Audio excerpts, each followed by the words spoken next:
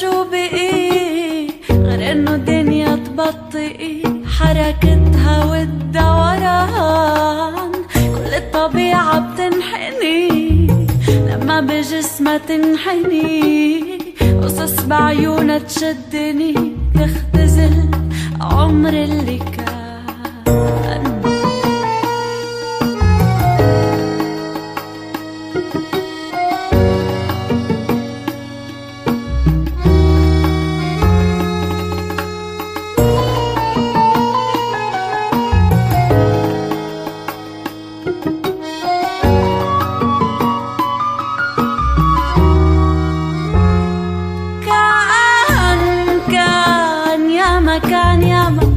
منسية من زمان علقت بالشالة يلي كان شاهد عحب قتله مكان بسري بجسمها وريحتها. يا ما غنى عنه الشتا تفاصيل كتير لحتى عرقت مثل جسمها الشتا. شتا شتا شتا شتا شتا شتا شتا شتا شتا شتا شتا.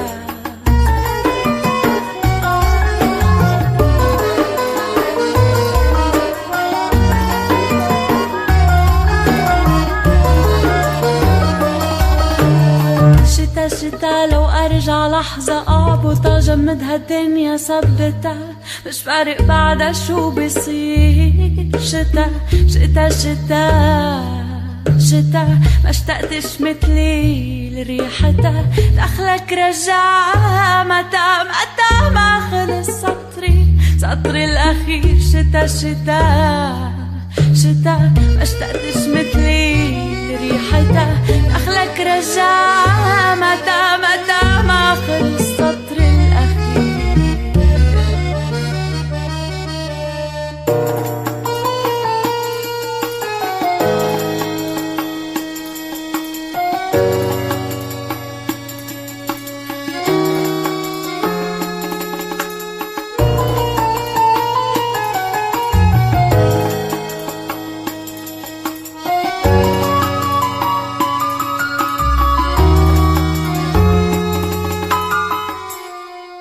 Bonjour, dans le cadre de Ciné-Palestine Nomade 2021, nous allons recevoir en direct et grâce à la technique Mariette Auvray, réalisatrice, et Norma Marcos, réalisatrice aussi, deux femmes, deux regards sur la Palestine, deux générations, deux époques, on va en parler ensemble. Alors Ciné-Palestine Nomade, Ciné-Palestine aurait dû commencer aujourd'hui et se terminer dans une bonne semaine. Ciné-Palestine aurait dû se promener dans toute la région Occitanie et Ciné-Palestine est bloqué, et merci à la CAF Poésie, est bloqué à la CAF Poésie pour des émissions et ensuite des films en différé, enfin en direct et en différé. Donc cette semaine, des entretiens sur la radio de la CAF Poésie, des documentaires à voir en ligne. Ils sont sur notre programme. Alors, je ne connais pas le site, c'est cinépalestine.toulouse, cinépalestinetoulouse.fr. Bien, ciné-palestine-toulouse.fr. Ok, mais vous allez le trouver, on tape ça et on y tombe dessus tout de suite. Donc, j'espère que nous allons avoir une bonne édition Ciné-Palestine Nomade, puisque Ciné-Palestine ensuite se promènera à Toulouse et en région entre les mois d'avril et le mois de juin, dans divers lieux, divers cinémas, diverses villes, divers endroits, Inch'Allah. Bien. Alors, Mariette Auvray, bonjour. Bonjour. Norma Marcos, bonjour. Bonjour. Mariette Auvray a suivi des études de cinéma à la Sorbonne, ainsi qu'à Toronto, avant d'intégrer un master de réalisation documentaire à Strasbourg, puis les Arts Déco à Paris. Donc, vous avez réalisé plusieurs films, le premier en 2007, on parlera de ce que vous avez réalisé, et il y a un an, vous avez réalisé une web-série qui s'appelle tout simplement Palestinienne, ce qui est un gros titre à porter. Donc, Palestinienne sera à Ciné-Palestine en film, puisque je crois qu'il y a 3 épisodes, non, dans cette web-série. Oui, il y a 3 épisodes de à peu près 20 minutes. Voilà, on les verra à la file. Et donc, depuis 2012, vous développez des films documentaires, des films de commande pour la presse, des instituts publics, et en particulier pour la Maison de la Poésie. Oui, j'ai fait notamment des films pour eux. Voilà, et vous écrivez aussi des chroniques, je crois. Oui, j'écris des chroniques, et puis je donne aussi actuellement, je donne des cours de vidéo, ou je fais des formations vidéo pour des élèves d'une école de design. D'accord. Voilà. Alors, donc vous avez quel âge? Pardon. J'ai 34 ans. J'ai 34 ans. Donc, Norma Marcos, c'est la génération précédente. Norma Marcos, réalisatrice franco-palestinienne, palestino-française, palestinienne. Palestinienne qui vit à Paris. Avec un passeport français. Avec un passeport français. Comme beaucoup de Palestiniens ont des passeports d'ailleurs, c'est logique. Ouais. Et qui travaille, je vais dire, oui, exclusivement autour de la Palestine. Oui, exclusivement, ouais. Voilà. Qui aussi est journaliste à l'origine. À l'origine, ouais. Journaliste. Donc, il y a ce regard, cette observation, cette critique. Vous vous présentez comme militante de la cause palestinienne, militante de la Palestine, militante des droits des femmes.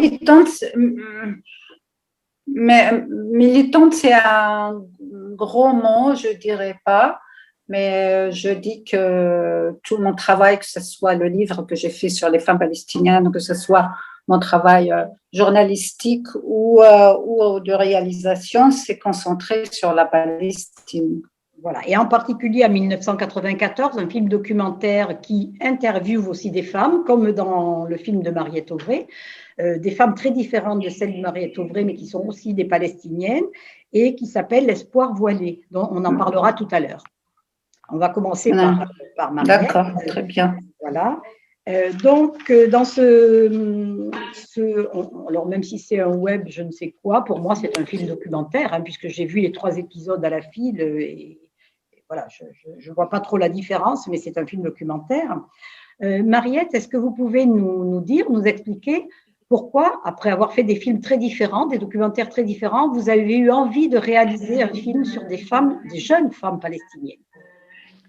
Alors d'abord, en fait, l'envie m'est venue parce que j'ai co-réalisé un autre film avant, donc qui se passait à Jérusalem sur sur 4 jeunes Israéliens, donc à Jérusalem-Ouest, donc des jeunes plutôt progressistes.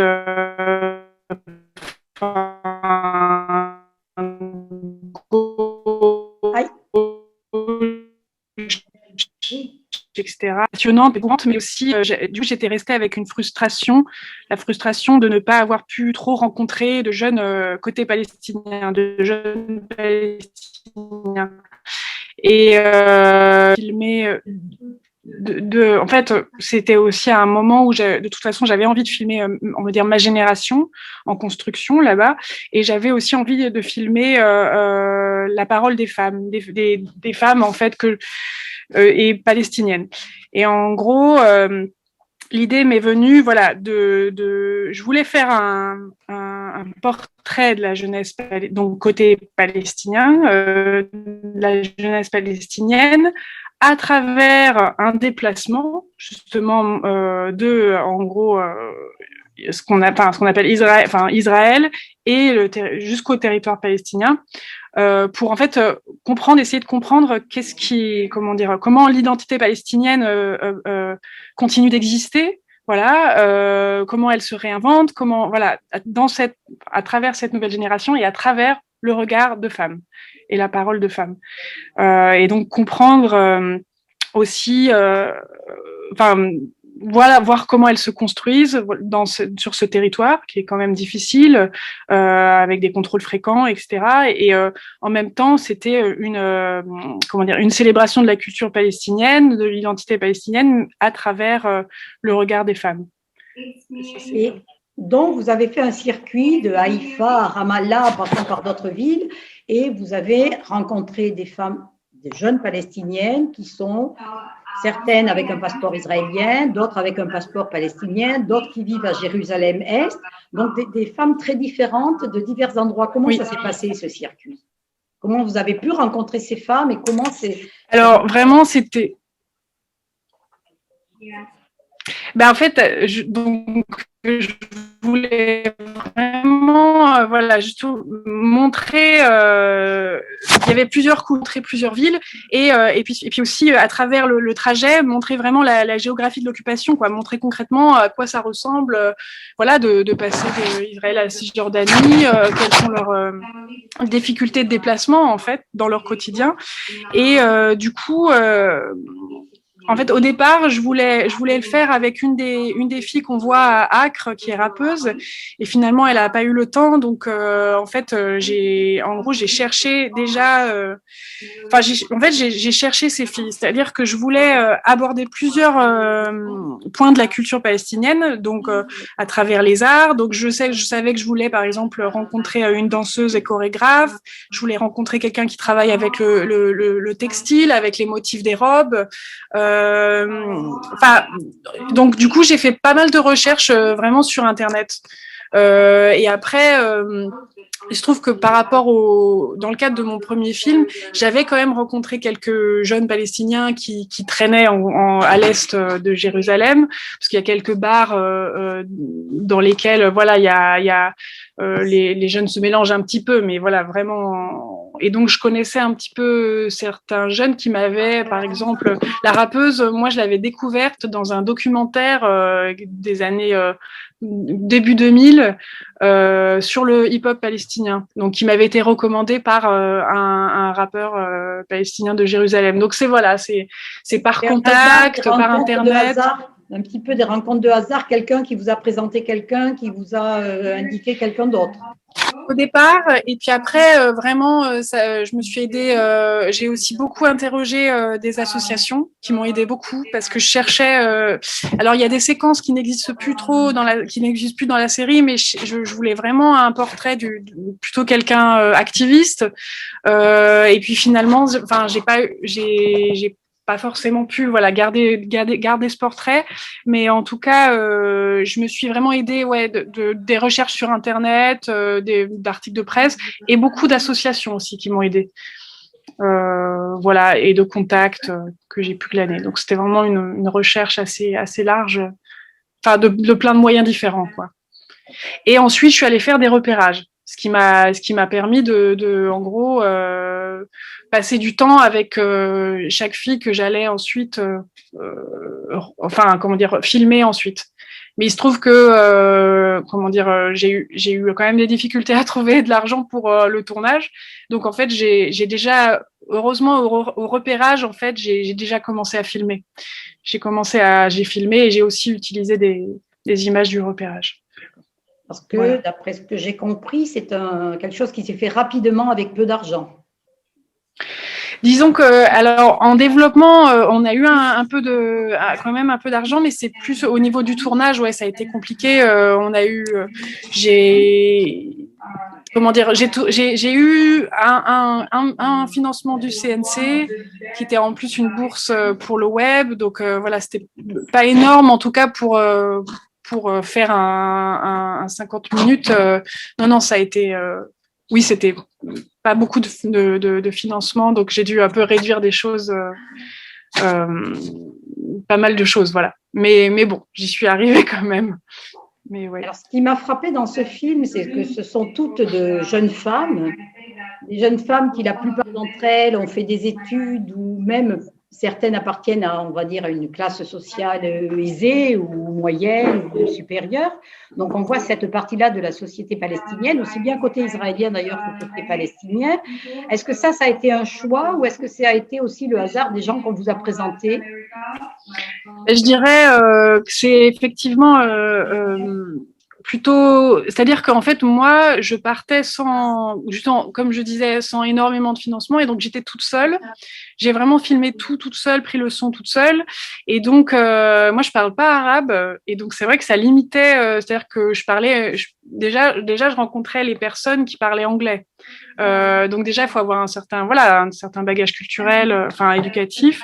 Donc effectivement, j'ai pu accéder surtout à des filles, on va dire instruites. Après, il était question au repérage en fait que je fasse un passage, enfin que j'interroge, que je fasse le portrait d'une fille à Hébron qui était d'un milieu voilà moins aisé. Et j'ai pas pu, j'ai finalement au moment du tournage, comme j'avais pas assez de financement, je me suis et que j'étais toute seule et que c'est quand même compliqué de faire tout toute seule et de voyager par exemple toute seule à Hébron, je me sentais pas trop forcément trop à l'aise, on va dire. Je sais pas que je me sentais pas en sécurité, mais je me sentais pas forcément à l'aise d'aller toute seule à Hébron et de tourner. Et donc du coup, j'ai dû faire des choix. Et j'ai pu accéder surtout à des filles effectivement d'un milieu social plutôt instruit, plutôt. Donc, ce qui m'a frappé aussi, c'est que toutes ces jeunes femmes sont toutes, quel que soit leur passeport, se disent et se sentent palestiniennes et se sentent partie prenante de la culture palestinienne, tout en étant en même temps, par certains côtés, très loin de la culture palestinienne traditionnelle. Donc, elles ont à la fois ce côté, on va dire, moderne, plus occidental, et cette volonté de se rattacher à une culture palestinienne, aussi bien on le voit dans la cuisine que dans la broderie ou que dans la poterie. Donc, comment, parce qu'elle l'explique un peu, mais comment elles peuvent ménager ça, comment elles vous ont expliqué qu'elles pouvaient ménager ces deux côtés en même temps? Alors justement, après c'était aussi l'angle, hein, c'était vraiment voir comment au-delà en fait, c'était un peu comment elles affirment leur identité en fait à travers la création, à travers et comment aussi j'ai l'impression, en fait, en tout cas après avoir tourné, rencontré toutes ces filles, il y avait vraiment cette idée aussi que les éléments de la culture, il y a vraiment cette idée que c'est un peu un des derniers espaces de résistance, ou en tout cas c'est un espace où elles peuvent affirmer cette identité et continuer en fait d'une certaine manière de résister en fait à une sorte d'effacement aussi culturel quoi, qui est hyper fort en fait, dont elles parlent qui revient souvent en fait. L'effacement, même l'effacement du nom des rues, donc les rues qui sont dont on retient seulement le nom en hébreu, alors que surtout à Jérusalem c'est très présent. Donc en tout cas c'est ce qui ressort, c'est un peu un espace, la culture, la création comme un espace de résistance où elles peuvent s'exprimer, exprimer ça. Je ne sais pas si j'ai répondu bien à la question, j'ai répondu à la question, mais il y a cette idée-là et je pense qu'effectivement, oui, elles sont assez, occidentales. Enfin, il y a un côté très moderne, mais en tout cas, c'est vraiment souvent les filles que je rencontrais et je trouvais que c'était intéressant en fait comment elles réinventaient. Comment dire, les motifs de la culture dans ce qu'elles faisaient, dans leur création, travaux actuels. Et en même temps, elles étaient très connectées. C'est un peu cette jeunesse comme ça, un peu globale, post-globalisation en fait. Il y avait vraiment cette idée, elles sont toutes sur Instagram. C'est une jeunesse hyper connectée aussi. Donc ça que je voulais montrer aussi. Hein. Oui. Et c'est comme ça moi que je me connectais avec elles, hein, avec certaines d'entre elles. Oui. Ce qui m'a frappé aussi par rapport à ces jeunes filles, et on en parlera tout à l'heure avec le film de Norma, la grande différence entre ces deux générations, me semble-t-il, c'est que d'une part, elles ont donc cette double culture, hein, à la fois mondialisée et un pied dans la mondialisation, un pied dans la culture palestinienne, mais en même temps, contrairement aux militantes des années 90, on le verra tout à l'heure, elles parlent toutes de leur liberté, de leur réussite individuelle, de leur créativité. Il n'y a pas du tout le côté qu'il y avait autrefois, on va en parler avec Norma, de collectivité, de peuple, de collectif en fait. Elles sont plus dans l'individualité. Est-ce que vous l'avez bien montré? Est-ce qu'aussi elles sont comme ça tout le temps? Alors, effectivement, enfin, il y a peut-être ce côté plus qu'on peut observer, mais je pense qu'il est aussi présent, enfin qu'on peut même observer même ici en France, enfin, qui est peut-être une génération, voilà, là elles sont au début de la trentaine, fin de la vingtaine, c'est une génération plus, bah déjà, enfin en Cisjordanie, enfin il y a vraiment l'idée que déjà au niveau de politique, il y a un désarroi, en tout cas chez les jeunes, il y a vraiment plus vraiment de confiance ou d'espoir par rapport à ça. Puis c'est des jeunes qui ont grandi pendant juste après après les accords d'Oslo, quoi. Donc il y a aussi cette, il y a une désillusion totale, quoi, par rapport à un espoir politique, au niveau politique. Et donc, du coup, effectivement, c'est une génération qu'on pourrait dire plus individualiste, mais je peux parler aussi, au niveau de la France, de la société française, c'est quelque chose qu'on observe, voilà. Je dirais que oui, c'est une génération plus individualiste, mais aussi qui vient d'un manque, d'une désillusion, quoi, au niveau politique. Le manque de vision d'avenir. Ouais. Peut-être. Ouais. Que j'ai ressenti en les écoutant. Et puis tout me parlait. Après, je l'ai pas forcément gardé sur cette série parce que c'est vrai que ça parlait surtout je voulais surtout parler de culture et puis parler aussi de l'occupation au niveau du territoire, quoi, du quotidien. Mais tout le temps, ce qui revenait, c'était vraiment que comment dire, les politiques étaient corrompus, même au niveau palestinien. Enfin, elle me parlait beaucoup de corruption, de désillusion. Et que c'était pas du tout la politique, c'était pas du tout un champ dans lequel elle se voyait évoluer parce qu'elles n'avaient pas du tout d'espoir par rapport à ça. Après, par exemple, moi, ce que j'appréciais beaucoup, c'est quand même qu'il y avait, encore une fois, c'est au niveau de la scène artistique, musicale, il y a quand même, je trouve, comment dire, l'idée d'une scène, d'une communauté. Donc il y a quand même un côté quand même assez collectif fort, quoi, qui des fois je trouve qui est en tout cas plus des choses plus collectives que j'observais chez les jeunes par rapport à la jeunesse française, quoi. Donc il y a quand même un côté collectif fort de cette jeunesse, mais au niveau politique, c'est sans illusion. Alors, une question avant de passer à Norma, qui justement, on va voir une autre génération de femmes et une autre position. Maintenant, vous travaillez sur quoi et quel genre de film, quel genre de documentaire? Alors moi, j'ai un projet documentaire, mais pour l'instant, là, avec la pandémie, c'est en stand-by. Mais c'est surtout que je travaille sur un court-métrage de fiction.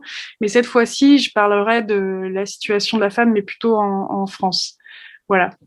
Donc, toujours sur sujet sur la situation de la femme, mais en France. Voilà. Bon, on va passer à Norma, puis peut-être qu'on reviendra ensuite pour un échange comme ça. Donc, Norma? Oui. Yes. On va donc venir reculer en 1994, puisque là, je crois que Palestinienne est de 2017, 18, non, 19 même. Ah bah, il est sorti en 2020 et je l'ai tourné en 2019. Donc, voilà, 2019. Par contre, l'espoir voilé, c'est 94, c'est-à-dire juste au moment après l'intifada, la fin de l'intifada, les accords d'Oslo, et donc un grand espoir dans le pays. On sortait de 5 ans de lutte populaire, politique, culturelle, enfin sur tous les niveaux, et où donc on voit aussi des femmes qui qui répondent à vos questions et qui vont présenter aussi qui elles sont, comment elles militent, comment elles travaillent, qu'est-ce qu'elles ont fait. Donc, j'aimerais beaucoup que vous nous parliez, Norma, des conditions dans lesquelles justement ce film en 94 ou 13 a été tourné, où il a été tourné, et les personnes que vous avez rencontrées. D'accord. Moi, j'ai pas eu, avec beaucoup d'étonnement, j'ai pas eu des problèmes financiers avec ce film parce que j'ai rencontré un homme formidable à France 3 qui s'appelle Christian Franchet-Desperrey et qui a résisté un tout petit peu au début et puis finalement il a dit c'est OK, on y va. Donc j'ai eu France 3 comme producteur et puis j'ai eu aussi le prix du CNC. Qui m'a permis d'aller faire du repérage. Et là, j'ai vu au moins une centaine de femmes palestiniennes et petit à petit, j'ai commencé à éliminer. Finalement, il fallait le réduire à 5 parce que France 3, c'est quand même c'est un film de télé et donc j'avais que 52 minutes, j'étais obligée d'éliminer le plus possible. Ces femmes-là, j'ai dormi chez elles. J'étais très, très, très proche d'elle, ces 5 femmes que j'ai interviewées. Et j'ai pris, c'est vrai, c'est l'élite aussi. Et si je peux me permettre, par rapport au film de Mariette, moi, je ne trouve pas que ces femmes, elles ne sont pas engagées. Elles ont une autre façon, puisque le monde entier la jeunesse entière a évolué, que ce soit en France ou ailleurs, aux États-Unis ou ailleurs, avec ces réseaux sociaux, avec la mondialisation. Donc, elles ont leur façon de militer qui sont un peu différentes de celles que moi, j'ai choisies dans mon film.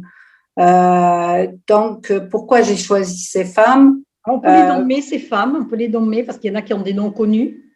Oui, c'est Hanan Ashrawi. Je l'ai choisie parce qu'elle a participé en négociation de paix avec Israël à Washington. Il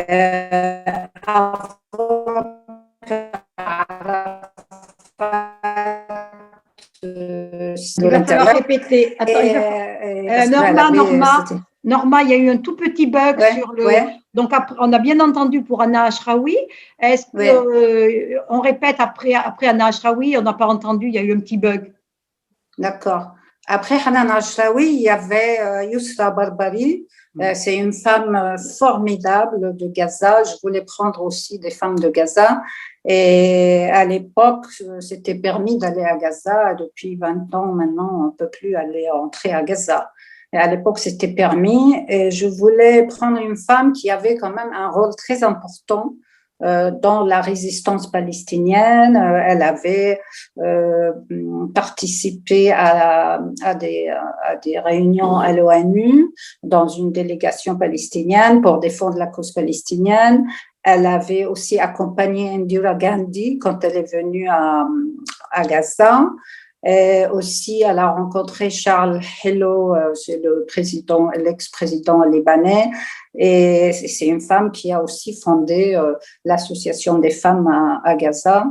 Et c'est une formidable personnalité qui m'a beaucoup plu et je voulais parler d'elle. Et quand je voulais montrer le film après, à la frontière, ils m'ont empêché de rentrer à Gaza 1 an après. Ils ont fermé les frontières, les Israéliens. Je l'ai appelée, j'ai dit, Yousra, je ne peux pas venir. Et elle a commencé à pleurer. Elle me dit, on est dans une situation catastrophique, je préfère mourir. Et ça m'a beaucoup, beaucoup touchée. Enfin bref, voilà, je n'ai pas pu lui montrer le film. Après, j'ai pris Rima Tarazi parce que sa famille, c'est la bourgeoisie palestinienne qui est très militante et qui ont fondé l'université de Birzeit et dont les tantes étaient très actives contre le mandat britannique. Et c'est une musicienne aussi qui qui fait de la musique pour les enfants palestiniens, qui essaye de leur faire comprendre la situation politique avec des choses simples et et pas compliquée. Et puis,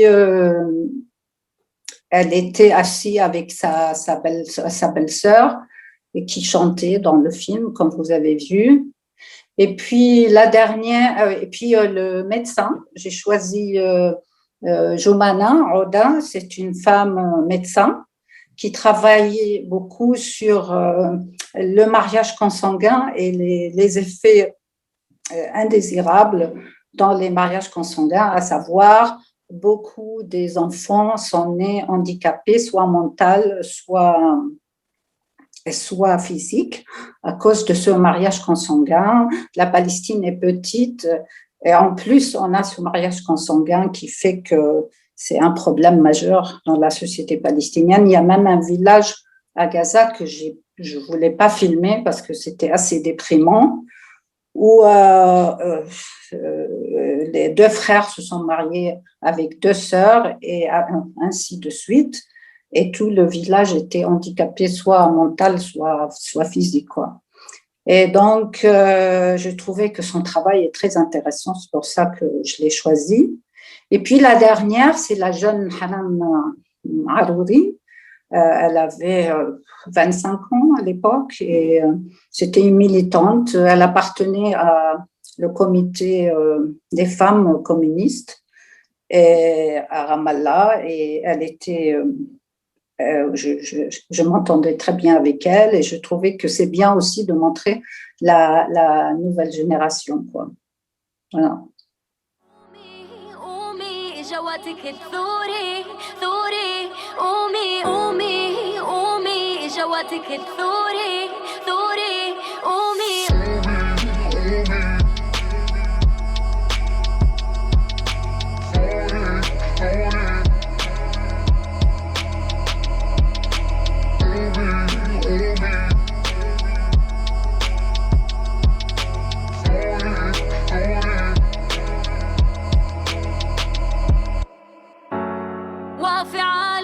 مرفوع مسح دموع سمعيني صوتي العالم بلف حواليكي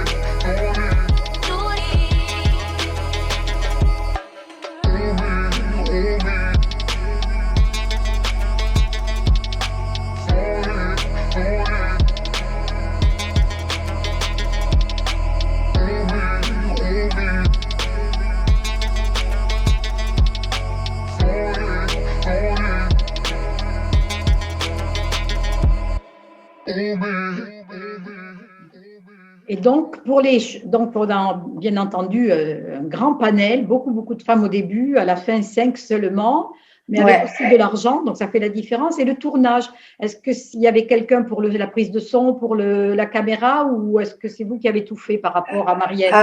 Non. Non. Contrairement à mes autres films où j'ai fait comme Mariette avec peu d'argent ou rien du tout, ce film-là, j'avais une grosse production. Hein. On a obtenu presque 1 million à l'époque de francs, je crois, c'était le franc. C'était un tournage très aisé avec une équipe, ingénieur de son, caméraman, assistant caméra, assistant son, un montage normal qui a duré longtemps. Voilà, c'était des conditions très, très bien, quoi. Mais c'est le seul film où j'ai tourné dans des conditions normales, quoi.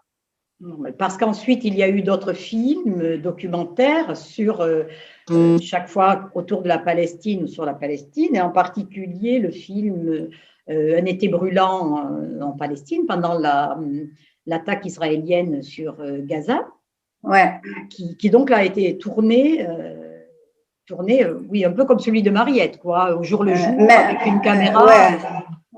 Même pire, avec une caméra non professionnelle. J'ai acheté un micro où j'ai mis le micro sur la caméra.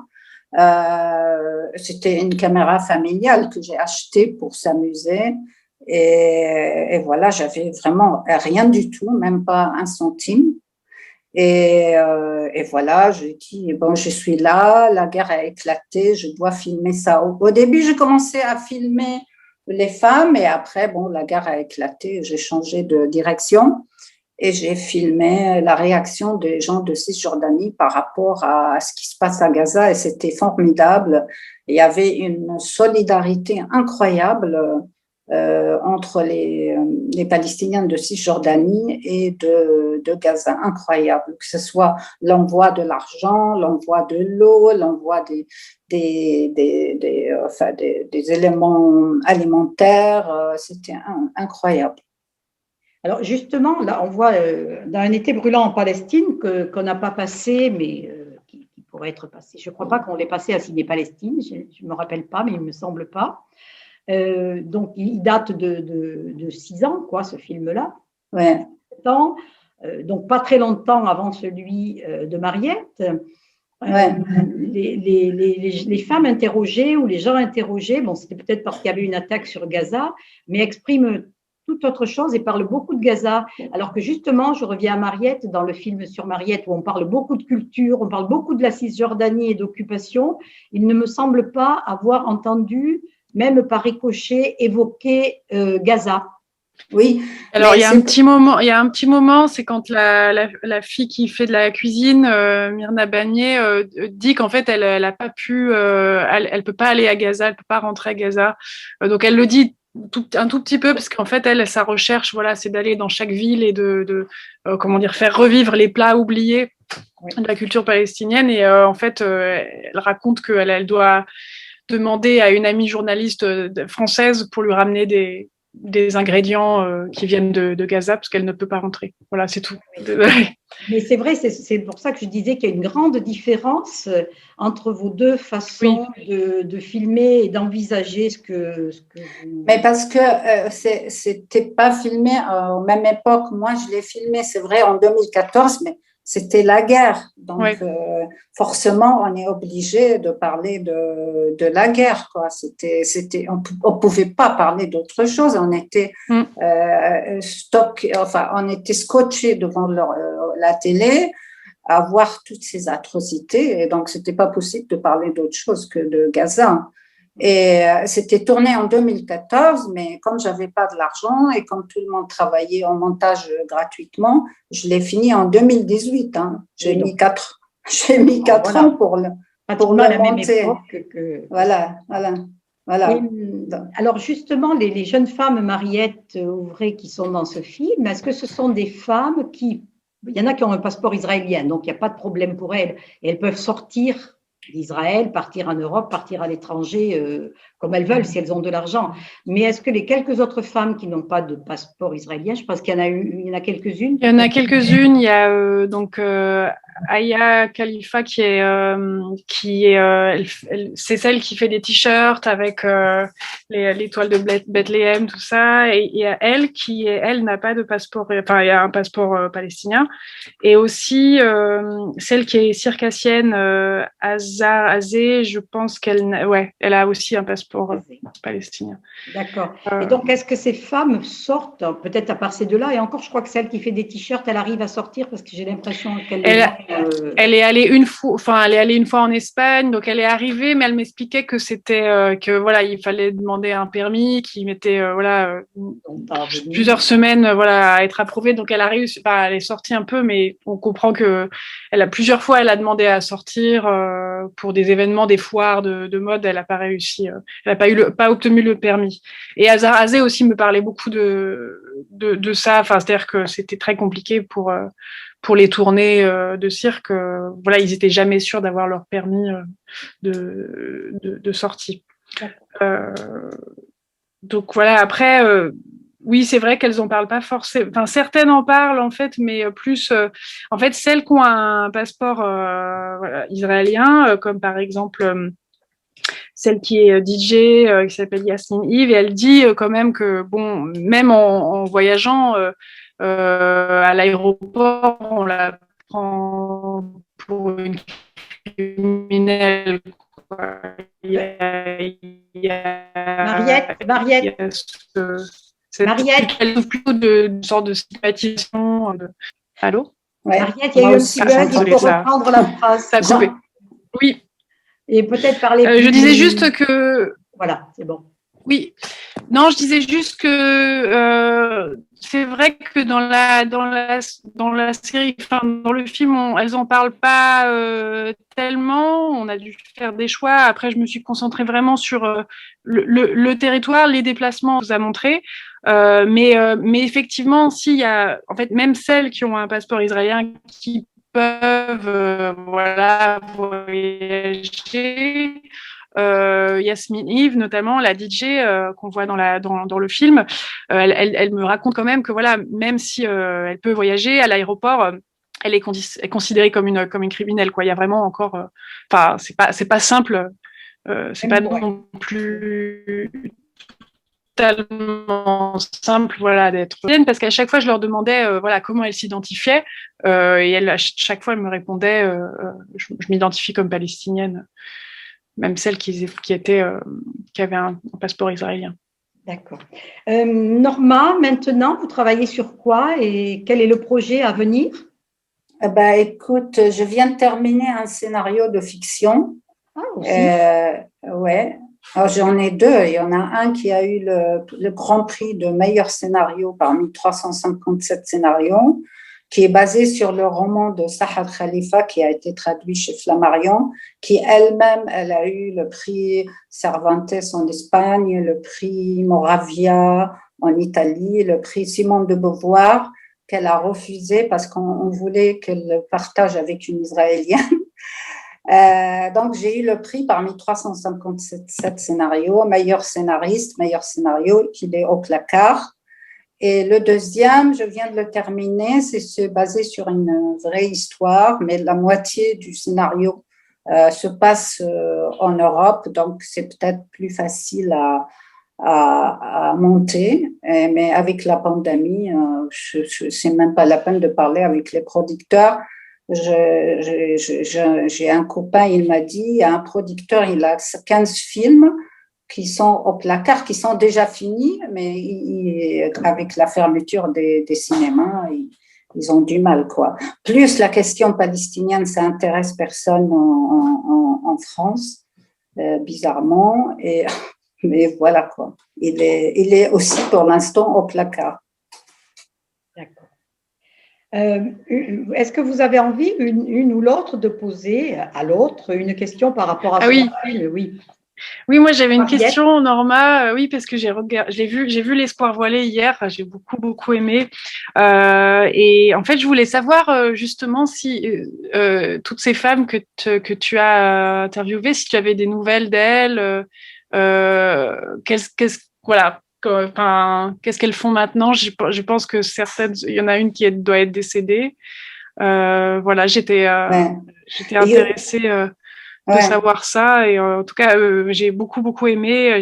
J'étais très touchée, notamment à un moment quand tu interviews le mari de la femme qui fait les négociations pour la paix, quoi, qui dit que voilà, c'est lui qui s'occupe des enfants. Je trouvais que c'était aussi une belle je sais pas, une belle représentation aussi de l'homme palestinien. D'abord, merci pour votre appréciation, et moi aussi j'ai beaucoup apprécié votre film. Et malheureusement, cet homme ne représente pas les hommes palestiniens, malheureusement. Hein, et ce matin, je viens de lire un rapport assez alarmant. Les pays arabes, y compris la Palestine, sont derrière même l'Afrique par rapport à la question de la femme et la question de la liberté de la femme, etc. C'était quoi la question? La question, c'était plutôt si tu avais des nouvelles, voilà, de ces femmes que tu as interviewées. voilà, Yousra Barbari est morte. La seule avec qui je suis en contact, c'est Rima Tarazi, la musicienne. Elle m'envoie de temps en temps des mails, des emails. Je les ai revues il y a quelques années, toutes, sauf Yousra Barbari, parce que Gaza nous est interdit depuis maintenant plus que 20 ans. Mais j'ai aucune nouvelle de Joumana ni de Hanan Arouri. Elle était avec moi en Facebook, mais elle a fermé son Facebook, donc aucune nouvelle, non. D'accord. Rien. Hanan Ashraoui on continue à avoir des nouvelles par les médias. Voilà, Hanan Ashraoui par les médias, ouais. J'ai travaillé avec elle après à Bethléem 2000 parce que j'étais choisie par le UNDP pour, comment on dit, pour préparer les événements culturels de Bethléem 2000 parce que c'était donc je travaillais avec elle, elle était à la tête de ce comité et je l'ai revue à plusieurs reprises avec je travaillais pendant 3 mois avec elle, voilà. Et depuis rien du tout, mais c'est vrai que je l'entends à la radio. Ouais. Et j'ai voilà. peut-être une autre question, mais c'est parce que quand même j'ai l'impression, après je sais pas, c'est plutôt à toi de me dire, mais parce que dans le film, enfin les femmes parlent pas mal de violences conjugales, enfin voilà que justement il y a des femmes d'un village qui disent voilà, enfin elles parlent presque normalement de la violence qu'il y a dans leur couple. Il y a ça, il y a aussi les mariages consanguins, et je voulais savoir si tu trouves que quand même la situation a évolué à ce niveau-là, ou j'ai eu l'impression, je me suis dit ça a peut-être quand même évolué, ce discours-là, enfin cette situation-là. C'est une très bonne question. Je pense, d'après ce que j'ai lu, parce qu'Israël m'interdit d'aller en Palestine, parce qu'ils disent que je ne suis pas française, donc et à chaque fois ils m'expulsent de l'aéroport, sauf si le Quai d'Orsay intervient lourdement pour m'aider à rentrer. Voilà. Tu peux plus rentrer, tu peux pas rentrer. Non, même pour l'enterrement de ma mère et ma sœur, il aurait fallu que le Quai d'Orsay intervienne pour que je puisse rentrer. Et encore, le Quai d'Orsay m'ont dit, vous pouvez y aller, mais on ne peut pas garantir à 100%. Je suis allée quand même, ils m'ont laissé passer parce que c'est l'enterrement.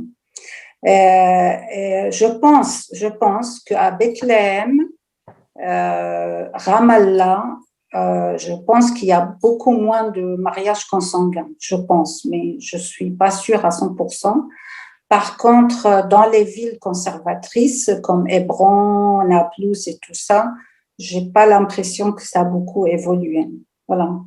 Mais c'est un énorme problème, le mariage consanguin en Palestine.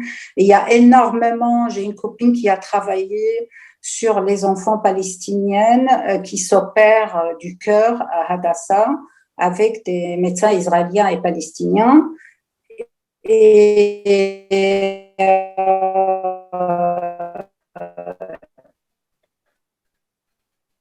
un petit bug. Ces enfants palestiniens sont pas plus pour le cœur parce qu'il y a ce mariage consanguin. J'ai vraiment pris dans le problème que ça posait. Ouais. Bien. Là, il y a eu un petit bug. Maintenant, là, ça va? Oui, ça va, la Norma, ne bouge plus. L'autorité palestinienne a passé une loi récemment pour interdire le mariage de garçons et de filles avant 18 ans. Et il y a eu sur les réseaux sociaux, ils ont attaqué l'autorité palestinienne, mais d'une manière affreuse. Mais bon, aussi, il y a d'autres Palestiniens qui approuvent cette décision. Voilà quoi. Il y a petit à petit de progression par rapport à la question de femmes, mais comme tout le monde arabe, à cause du conflit, en Syrie, il y a la guerre, en Irak aussi, en Palestine, bon, ça fait 43 ans qu'on vit sous occupation, ou plus. Et du coup, c'est très difficile de vraiment dire aux gens il faut évoluer socialement alors qu'ils ont leurs enfants en prison ou ils sont tués par l'armée. Donc, c'est très difficile. Je ne dirais pas qu'il ne faut pas le faire, mais voilà, dans des pays de conflits, c'est très difficile d'avancer la question de la femme. Voilà. Oui, oui, oui. C'est ce qui revenait beaucoup aussi dans les conversations que j'avais avec les plus jeunes aussi, c'est que à cause des femmes, à cause de l'occupation, elle est reléguée, voilà, au second plan. Voilà, Il y a voilà. un peu cette idée, on a d'autres choses plus importantes à faire, mais c'est aussi compréhensible parce qu'en fait, voilà, l'occupation prend tellement de place, quoi, dans la vie des gens. Oui. Et en même temps, c'est pas noir et blanc parce qu'en Ouais. En Égypte et en Jordanie, je lis ce matin, en Jordanie, par exemple, il y a plus des assassinats des femmes pour l'honneur de la famille, et c'est le pays qui a le plus de meurtres des femmes, alors que c'est un pays pas occupé. Donc, c'est très difficile, mais c'est vrai qu'en Palestine, avec l'occupation, avec tous ces checkpoints, avec toutes ces interdictions, c'est très difficile de se battre, c'est très difficile. Je voudrais intervenir là-dessus, parce que je voulais faire remarquer qu'en Palestine, dans toutes les universités maintenant, sauf peut-être à Hébron, mais à Naplouse, à Bethléem, à Boudis, il y a un département études féminines et études de genre. Ouais, c'est vrai. Ce département est très fréquenté. C'est vrai. Très fréquenté. D'accord. Ouais, c'est récent. Voilà. Ouais. Et il y a de très bons professeurs et beaucoup d'étudiantes, surtout des étudiantes d'ailleurs. Et aussi, je voulais faire remarquer que les statistiques de divorce depuis 15 ans, les divorces sont demandés par les femmes ont quadruplé et elles obtiennent presque toujours le divorce et la garde d'enfants. Ouais. Donc, il y a aussi une évolution même du côté des juges. Oui. C'est sûr qu'avec tous les réseaux sociaux, maintenant, la société palestinienne a évolué, mais on ne peut pas dire que ça a évolué partout. Par exemple, à Gaza, l'autre fois, ma sœur m'a envoyé une vidéo avec un homme qui a 4 femmes, avec 40 enfants, et 4 femmes. Et voilà, bon, c'est vrai que Gaza est complètement enfermé, personne ne peut sortir ou rentrer, opprimé, bombardé. C'est très difficile aussi, c'est très difficile. Voilà, donc c'est pas noir et blanc. Il y a énormément, comme tu dis, Colette, il y a énormément des femmes qui aussi se libèrent par elles-mêmes, comme les femmes que Mariette a montrées, et qui essayent, mais pour le reste, c'est difficile, quoi. Et pour rebondir sur ça, je sais que par exemple, Aya Khalifa, qui vient du nord, d'un village assez conservateur, elle peut vivre en gros librement à Ramallah. Mais quand elle revient dans sa ville, dans sa petite ville, il y a un jugement très très très fort sur elle. On lui demande pourquoi elle n'est pas mariée. Donc il y a quand même une pression, mais justement la pression, elle n'est pas à Ramallah, dans des grandes villes comme voilà. Ouais. Ah non, à Ramallah, dans les petites villes, quoi. À Ramallah, parfois, on a l'impression d'être dans une ville occidentale. Hein. Oui. C'est incroyable. Hein. Ça a changé énormément. Le Ramallah centre et le Ramallah de la nuit, parce que le Ramallah des banlieues et le Ramallah des camps de réfugiés, des quartiers populaires n'a absolument pas changé. Donc, il y a cette espèce de bulle au centre de Ramallah. Voilà. Comme au centre de Bethléem, d'ailleurs, autour de l'université. Voilà, c'est une bulle. Une bulle. Voilà, c'est des bulles. Mais bon, pourquoi pas, il faut apprécier qu'il y a des gens qui essayent quand même, malgré l'occupation, malgré l'oppression sociale, qui essayent de vivre autrement, quoi. Et c'est pour ça que j'ai beaucoup aimé votre film, Ariad, parce que ça montre une autre image de la Palestine, alors qu'Israël tape dessus tout le temps en disant que les Palestiniens sont des arriérés, les Palestiniens sont des terroristes et tout ça. Et votre film montre autre chose, quoi. C'est réjouissant, quoi. Voilà. Même si elles sont minoritaires, mais elles existent quand même. Voilà. Elles existent et aussi une chose par rapport à ça, c'était montrer voilà comme à quel point la Palestine est connectée au monde quoi, dans le sens où même en fait certaines de ces filles, il y en a une qui en parle, enfin elles ont étudié à l'étranger, bien sûr bon elles viennent certaines viennent de milieux voilà quand même plus aisés, mais le fait qu'elles aient étudié à l'étranger, qu'elles reviennent vivre, elles ont fait beaucoup ont fait le choix de revenir vivre voilà à Jérusalem ou enfin en Palestine. Et donc, du coup, c'est aussi cette jeunesse-là qui existe, quoi. Bien sûr. Voilà. Si vous voulez, quand j'ai une copine juive américaine qui a proposé plusieurs films à une bibliothèque à New York sur la Palestine. Elle est militante pour la Palestine. Et il y a eu le lobby israélien. Et bien sûr, le directeur, il avait peur. Elle lui a dit, regardez le film et choisissez un. Et donc, il a choisi mon film, c'était Fragment d'une Palestine perdue. Et elle lui a dit, mais pourquoi vous l'avez choisi? Il a dit, parce que dans les personnages du film de Norman, ce sont des gens avec qui je peux m'identifier.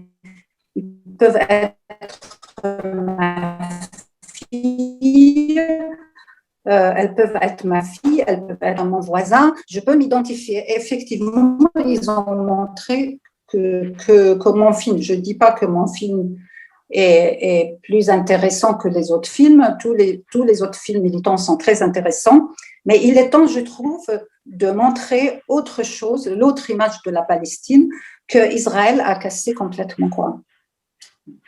Je pense qu'on veut peut-être terminer là-dessus. Ça fait presque donc une petite heure qu'on cause. Je vous remercie. Alors, Norma, Mariette, normalement, on se verra cette année en Palestine. Oui, en juin. Norma, peut-être pour l'an prochain, parce qu'on n'a pas passé tous vos films encore, donc ce sera pour l'an prochain, puisque chaque année, Ciné Palestine fait une large place aux femmes, aux films de femmes et aussi aux films sur les femmes. Voilà, les deux. Qu'ils soient tournés par des Palestiniennes ou par des non-Palestiniennes.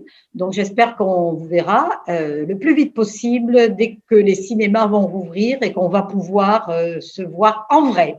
Voilà. Merci à vous et bonne journée. Merci beaucoup. Merci, à bientôt. Bien fonctionné, c'était bien. Au revoir, merci à vous. Merci, merci beaucoup. C'était un plaisir. Au revoir, Norma.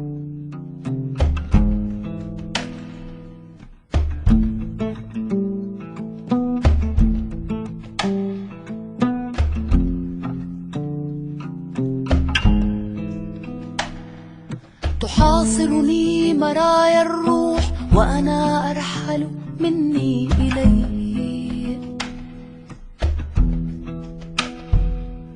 تحاصرني مرايا الروح وأنا أرحل مني إليه ومن فضائه إلى أفق الأقحوان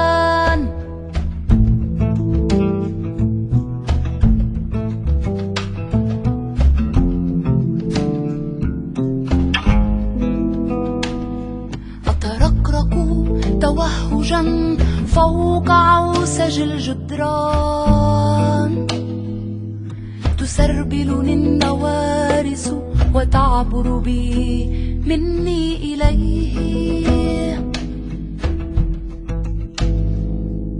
أينفلات الحنين في الخبايا خذني إليه فأنا الرمق الأخير يشتعل صمت الحنايا ويمتد مني إليه ويمتد مني إليه